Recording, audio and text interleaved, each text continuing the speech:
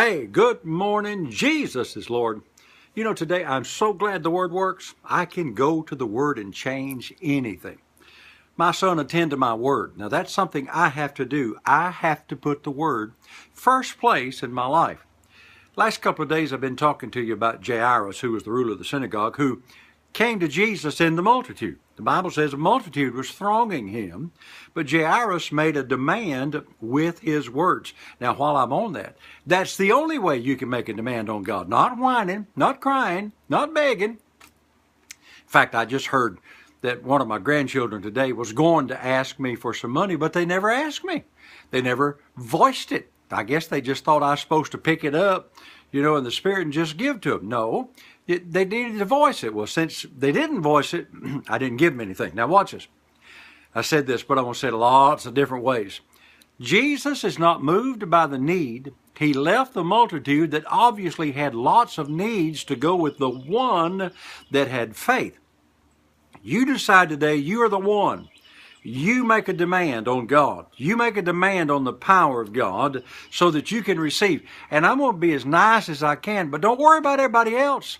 We've let this love walk message come along so much and the grace message come along so much that we just got to love everybody and be concerned about everybody else. If I'm sick, I'm concerned about me and I'm going to get my healing. Then I pray for you later. But when you need something from God, don't worry about everybody else's problem. Get your own solved. And that's what Jairus did. He came to Jesus to go get Jesus to go with him. And he said, if you'll go with me, my little daughter shall be healed and she shall live. Now on the way, he gets some terrible news. They come running from his house and say, don't trouble the master any further. Your little daughter's dead. Now, Jesus said something here that's vitally important to you today. He said, don't fear.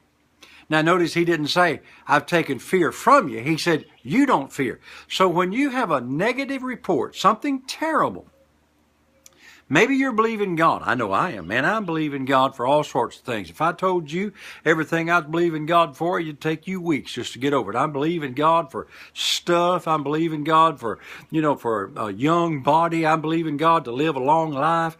I'm believing God for a wonderful marriage. I'm just believing God. But sometimes when you're in the midst of pressing in to believe God for your miracle, you'll get a bad report from the doctor or the bank will send you an overdrawn notice. You're believing God, for money to pay your bills and you get an overdrawn notice. Don't let fear come in at that point. That's what Jesus said. Don't let fear come in. Now, I'm going to have to talk on fear for days here, but you see, fear will stop Jesus from doing what you made the request or the demand for him to do. And notice the only thing that Jairus ever was allowed to say was, if you'll come with me and lay hands on my daughter, she shall be healed and she shall live. And Jesus wouldn't let Jairus say what he wanted to say out of his mouth, regardless of what he heard from that runner that came over there. So don't let fear come in. Stay with it. Stick with the word. Do what you know to do, and it'll surely come to pass. So until I'm with you tomorrow, remember Jesus is Lord. Thank God that word works.